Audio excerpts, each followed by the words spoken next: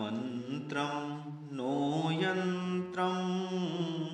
तदपि च न जाने स्तुतिमहो न चाह्वानं ध्यानं तदपि च न जाने स्तुतिकथा न जाने मुद्रास्ते तदपि च न जाने विलपनं परं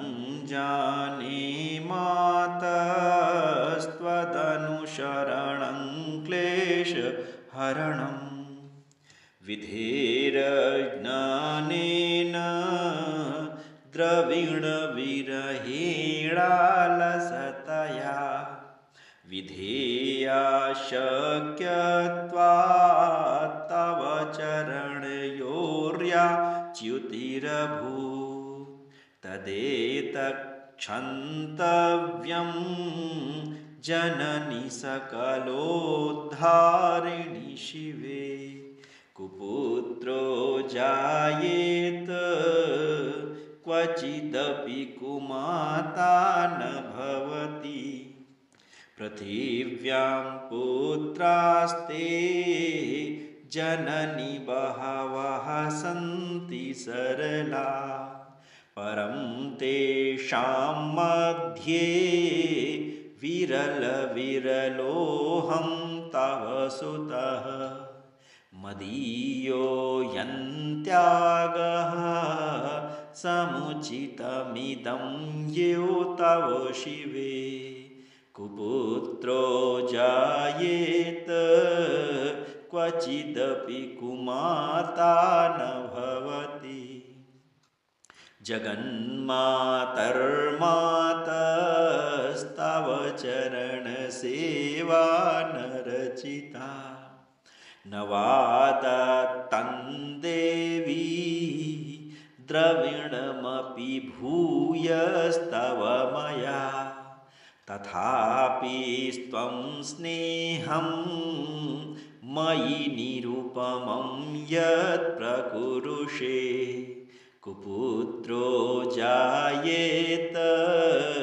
क्वचिदपि कुमाता न भवति परित्यक्ता देवा विविधविधसेवाकुलतया मया पञ्चाशीतेरधिकमपनीते तु वयसि इदानीं चेन्मातस्तव यदि कृपा नापि भविता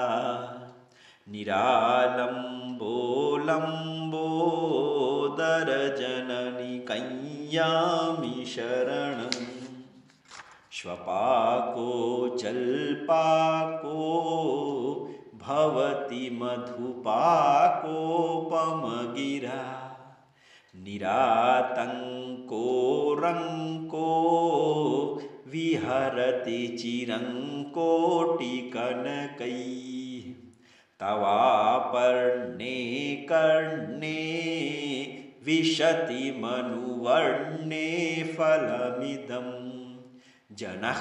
को जानीते जननि जपनीयं जपविधौ चिताभस्मालेपो गरलमशनं देक्पटधरो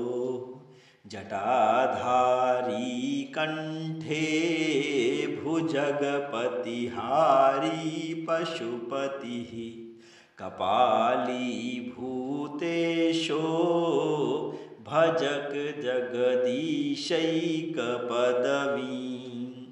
भवानी त्वत्पाणि ग्रहणपरिपाटी फलमिदम् न मोक्षस्याकाङ्क्षा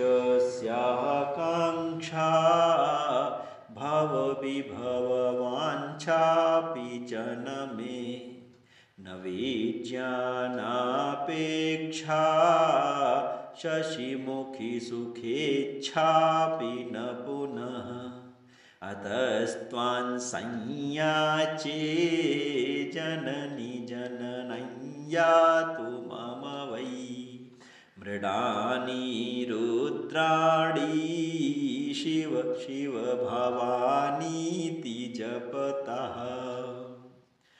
नाराधितासि विधिना विविधोपचारैः किं वृक्षचिन्तनपरैर्न कृतं वचोभिः श्यामे त्वमेव यदि कञ्चन मय्यनाथे धत्से कृपामुचितमम्ब परं तवैव आपत्सुमग्नः स्मरणं त्वदीयं करोमि दुर्गे करुणार्णवेशी नैतच्छठत्वं मम भावयेथा क्षुधा तृषार्त्रा जननीं स्मरन्ति जगदम्ब विचित्रमत्र किं परिपूर्णा करुणास्ति चेन्मयी अपराधपरं परावृतं न हि माता समुपेक्षते सुतं मत्समः पातकी नास्ति पापग्नि त्वत्समा नहि एवं ज्ञात्वा महादेवी यथा योग्यं तथा कुरु।